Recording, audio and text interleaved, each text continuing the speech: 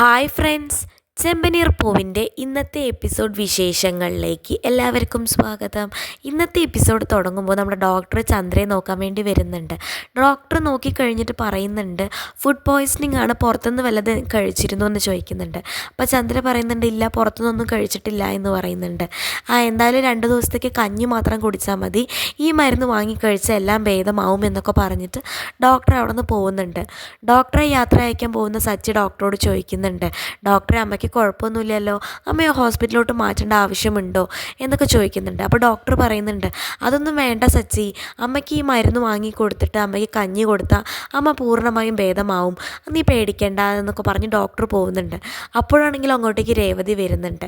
രേവതിയോട് സച്ചി ചോദിക്കുന്നുണ്ട്, രേവതി, നീ എങ്ങോട്ടേക്കാണ് പോയത് എന്ന് ചോദിക്കുന്നുണ്ട്. അപ്പോൾ രേവതി ചോദിക്കുന്നുണ്ട്, അത് ആരാ വന്ന് പോയത് എന്ന് പറയുന്നുണ്ട്. അപ്പോൾ സച്ചി പറയുന്നുണ്ട്, അത് ബിന്ദു ഡോക്ടറാണ്, അമ്മയെ നോക്കാൻ വേണ്ടി വന്നതാണ് എന്ന് പറയുന്നുണ്ട്. അപ്പോൾ രേവതി ചോദിക്കുന്നുണ്ട്, അമ്മയ്ക്ക് എന്താ പ്രശ്നം എന്ന് ചോദിക്കുന്നുണ്ട്. അപ്പോൾ സച്ചി പറയുന്നുണ്ട്, അമ്മയ്ക്ക് നല്ല സുഖമില്ല, അതുകൊണ്ട് അമ്മയെ നോക്കാൻ വന്നതാണ് എന്ന് പറയുന്നുണ്ട്. അപ്പോൾ രേവതി ചോദിക്കുന്നുണ്ട്, അമ്മയ്ക്ക് സുഖമില്ലേ എന്ന് ചോദിക്കുന്നുണ്ട്.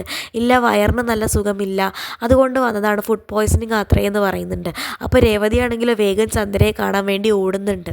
രേവതി അങ്ങോട്ടേക്ക് എത്തുന്ന സമയത്ത് രവി ചോദിക്കുന്നുണ്ട്, നീ എന്താ ചന്ദ്ര രാവിലെ കഴിച്ചേ എന്ന് ചോദിക്കുന്നുണ്ട്. അപ്പോൾ ചന്ദ്ര പറയുന്നുണ്ട്, ഇഡലി സാമ്പാറുമാണ് കഴിച്ചേ എന്ന് പറയുന്നുണ്ട്. അപ്പോൾ ശ്രുതി പറയുന്നുണ്ട്, അതിനല്ലേ നമ്മളെല്ലാവരും കഴിച്ചേ, എന്നിട്ട് ഞങ്ങൾക്ക് ആർക്കും ഒരു കുഴപ്പമില്ലല്ലോ, അമ്മയ്ക്ക് മാത്രം എന്താ പ്രശ്നം എന്ന് ചോദിക്കുന്നുണ്ട്. അപ്പോൾ രവി ചോദിക്കുന്നുണ്ട്, നീ വേറെ വല്ലതും ഉണ്ടാക്കി കഴിച്ചോ ചന്ദ്ര എന്ന് ചോദിക്കുന്നുണ്ട്. അപ്പോൾ ചന്ദ്ര പറയുന്നുണ്ട്, ഇല്ല, ഞാനൊന്നും ഉണ്ടാക്കി കഴിച്ചിട്ടില്ല എന്ന് പറയുന്നുണ്ട്. വേറെ വല്ലതും പുറത്തുനിന്ന് കഴിച്ചോ ആൻറ്റി എന്ന് ശ്രുതി ചോദിക്കുന്നുണ്ട്. അപ്പോഴും ചന്ദ്ര പറയുന്നുണ്ട്, ഇല്ല, ഞാൻ ഒന്നും കഴിച്ചിട്ടില്ല എന്ന് പറയുന്നുണ്ട്. അപ്പോൾ രവി പറയുന്നുണ്ട്, ഇഡലി സാമ്പാറുമാണ് ഞങ്ങളെല്ലാവരും കഴിച്ചത്, ഞങ്ങൾക്കൊരു കുഴപ്പമില്ല, നിനക്ക് മാത്രം പിന്നെ എന്താ പറ്റിയേ, പുറത്തുനിന്നാണെങ്കിൽ നീ ഒന്നും കഴിച്ചിട്ടുമില്ല, വേറെ ഒന്നും ഉണ്ടാക്കി കഴിച്ചിട്ടുമില്ല, അപ്പോൾ പിന്നെ എന്താ പ്രശ്നം എന്നൊക്കെ ആലോചിച്ചുകൊണ്ടിരിക്കുന്ന സമയത്ത് രേവതി പറയുന്നുണ്ട്, അച്ഛ, അമ്മ പൈനാപ്പിൾ ജ്യൂസ് കുടിച്ചിരുന്നു എന്ന് പറയുന്നുണ്ട്. അപ്പോൾ ചന്ദ്ര പറയുന്നുണ്ട്, ആ ശരിയാണ്, അത് ഞാൻ കുടിച്ചിരുന്നു, ഇവളുണ്ടാക്കി വെച്ചതുകൊണ്ട് ഞാൻ കുടിച്ചിരുന്നു എന്ന് പറയുന്നുണ്ട്. അപ്പോൾ രവി പറയുന്നുണ്ട്, പൈനാപ്പിൾ ജ്യൂസൊക്കെ എല്ലാവരും കുടിക്കുന്നതല്ലേ ശ്രുതി, എന്തുകൊണ്ടാണ് അമ്മയ്ക്ക് മാത്രം പ്രശ്നം പറ്റിയെന്ന് ചോദിക്കുന്നുണ്ട്. അപ്പോൾ ശ്രുതി പറയുന്നുണ്ട്, കേടുവന്ന പൈനാപ്പിൾ കൊണ്ടായിരിക്കും ജ്യൂസ് ഉണ്ടാക്കിയിട്ടുണ്ടാവുക, അതുകൊണ്ടാണ് ഇങ്ങനത്തെ പ്രശ്നങ്ങളൊക്കെ എന്ന് പറയുന്നുണ്ട്.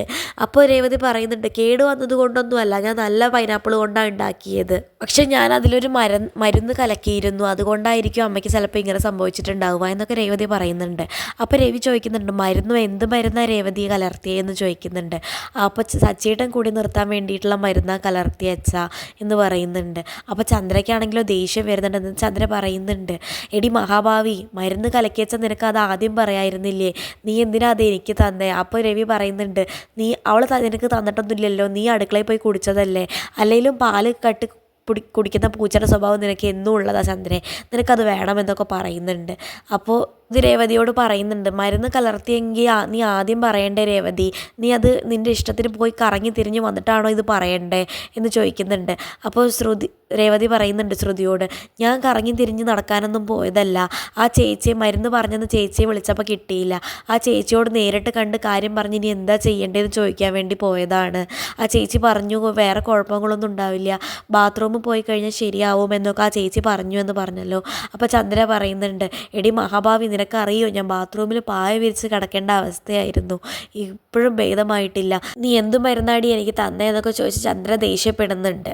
അപ്പോൾ ഇതൊക്കെ കേൾക്കുന്ന ശ്രുതിയാണെങ്കിൽ പറയുന്നുണ്ട്, നിനക്ക് എന്താ തീരെ വിവരമില്ലേ രേവതി, എന്ത് സച്ചി ആദ്യമായിട്ടാണോ കുടിക്കുന്നത്, നീ എന്താ ആദ്യമായിട്ട് കുടിക്കുന്ന പോലെ ചെയ്യുന്നത് എന്നൊക്കെ ചോദിച്ച് രേവതിയോട് ദേഷ്യപ്പെടുന്നുണ്ട് ശ്രുതി. രേവതിയാണെങ്കിലും അതൊക്കെ കേട്ട് കരഞ്ഞുകൊണ്ട് നിൽക്കുന്നുണ്ട്. പിന്നീട് ശ്രുതി പറയുന്നുണ്ട്, നീ എന്ത് ചെയ്താലും നിൻ്റെ ഭർത്താവ് കൂടി നിർത്താൻ പോകുന്നില്ല, നീ ആ മരുന്ന് എന്തിനാ ജ്യൂസിലൊഴിച്ച് വെറുതെ കളഞ്ഞത്, അത് ആ മദ്യത്തിലൊഴിച്ച് കൊടുത്തിരുന്നെങ്കിൽ അവൻ കുടിച്ചിരുന്നു, നീ എന്തിനാ അങ്ങനെ ചെയ്യാൻ നിന്നേ, അതുകൊണ്ടല്ലേ ഇപ്പോൾ ഇങ്ങനെയൊക്കെ ഉണ്ടായത്. അപ്പോൾ ഇതൊക്കെ കേൾക്കുന്ന ശ്രുതി പറയുന്നുണ്ട്, നീ എന്തിനാ രേവതി ഇങ്ങനെയൊക്കെ ചെയ്ത്, ആൻറ്റിക്ക് വല്ലതും പറ്റിയിരുന്നെങ്കിലോ എന്ന് ചോദിക്കുന്നുണ്ട്. അപ്പോൾ ഇതൊക്കെ കേട്ട് രവിക്ക് ദേഷ്യം വരുന്നുണ്ട്. അപ്പോൾ രവി പറയുന്നുണ്ട്, നിങ്ങളെന്തിനാ അവളെ കുറ്റം പറയുന്നത്, രേവതി ഒന്നും ചെയ്തിട്ടില്ല, ചന്ദ്രയല്ലേ ആ ജ്യൂസ് എടുത്ത് കുടിച്ചത്, അവൾ ഒരിക്കലും അമ്മ ഈ ജ്യൂസ് കുടിക്കുകയെന്ന് പറഞ്ഞ് ചന്ദ്രയുടെ പിന്നിൽ നടന്നിട്ടില്ല, അവൾ അടുക്കളയിൽ നിന്ന് മാറിയ സമയത്ത് ഇവൾ കട്ട് കുടിച്ചിട്ടല്ലേ, രേവതി എന്താ ഇതിൽ ചെയ്തത്, രേവതി അവളുടെ ഭർത്താവിന് വേണ്ടി ഉണ്ടാക്കി വെച്ച ജ്യൂസാണത്, അവളോട് ആരെടുത്ത് കുടിക്കാൻ പറഞ്ഞത്, അവളുടെ ഭർത്താവ് കാരണം നാണം കെടുന്നത് അവളാണ്. അതുകൊണ്ട് അവൾക്കറിയാം ആ വിഷമം. അത് നേരെയാക്കാൻ വേണ്ടിയിട്ടാണ് അവൾ ചെയ്തത്. അല്ലാതെ നമ്മൾ കുറ്റപ്പെടുത്തുകയല്ല അവളെ ചെയ്യേണ്ടത്. ഈ ഒരു അവസ്ഥയിൽ അവളുടെ കൂടെ നിന്ന് ധൈര്യം കൊടുക്കുകയാണ് അവൾക്ക് വേണ്ടത്. അവളുടെ ഭർത്താവ് കുടിക്കുമ്പോൾ അവൻ്റെ ശരീരം മാത്രമേ കേട് വരുന്നുള്ളൂ, പക്ഷേ ജീവിതം തന്നെ നശിച്ചു പോകുന്ന ഒരാളുണ്ട് ഇവിടെ. അത് അവളാണ്.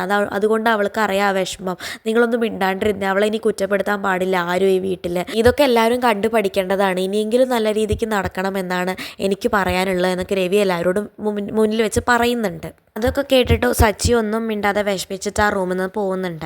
രേവതി ആണെങ്കിലോ സച്ചിയുടെ പിന്നാലെ പോകുന്നുണ്ട്. എന്നിട്ട് സച്ചി ഇരിക്കുന്നിടത്തേക്ക് രേവതി ചെല്ലുന്നുണ്ട്. എന്നിട്ട് രേവതി ഒന്നും മിണ്ടാതിരിക്കുന്നുണ്ട്. അപ്പോൾ സച്ചി ചോദിക്കുന്നുണ്ട്, നീയും എന്നെ അങ്ങനെയാണോ രേവതി കാണുന്നത്? ഞാനൊരു കുടിയനായിട്ടാണോ നീയും കാണുന്നത് എന്നൊക്കെ ചോദിക്കുന്നുണ്ട്. അപ്പോൾ രേവതി പറയുന്നുണ്ട്, ഞാൻ സച്ചിയേട്ടനെ ഒരിക്കലും കുടിയനായിട്ട് കണ്ടിട്ടില്ല.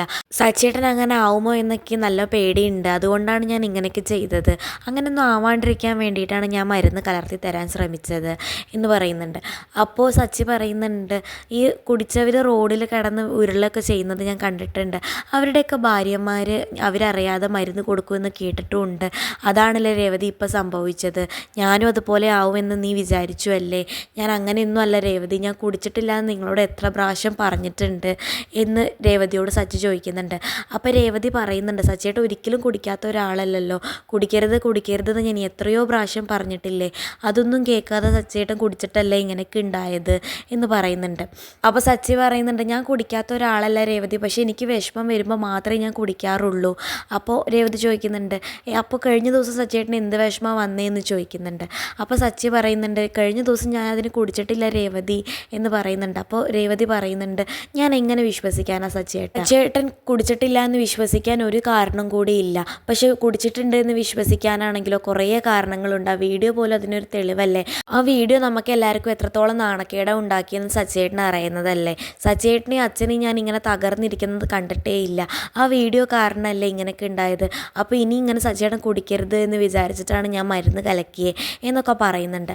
അപ്പോൾ സച്ചി പറയുന്നുണ്ട്, ഞാൻ എന്നൊന്നും കുടിക്കില്ലല്ലോ രേവതി, വല്ലപ്പോഴും അല്ലേ കുടിക്കുള്ളൂ. വല്ലപ്പോഴും കുടിക്കുന്ന എന്നെയൊക്കെ ഒരു കുടിയനാക്കിയോ നീയെ എന്നൊക്കെ ചോദിച്ച് വിഷമിച്ചിരിക്കുന്നുണ്ട്. എന്നിട്ടാണെങ്കിലോ രേവതിയോട് സച്ചി പറയുന്നുണ്ട്, രേവതി നീ വാങ്ങി തന്ന വണ്ടിയല്ലേ, ഞാനത് നഷ്ടപ്പെടുത്തുമോ കുടിച്ചിട്ട്? നിനക്ക് എന്താ അങ്ങനെയൊന്നും ആലോചിക്കാതെ നീയെ എന്നൊക്കെ പറഞ്ഞ് രേവതിയുടെ മടിയിൽ കിടന്ന് കരയുന്നുണ്ട്. അതൊക്കെ കാണിച്ചുകൊണ്ടാണ് ഇന്നത്തെ എപ്പിസോഡ് അവസാനിക്കുന്നത്.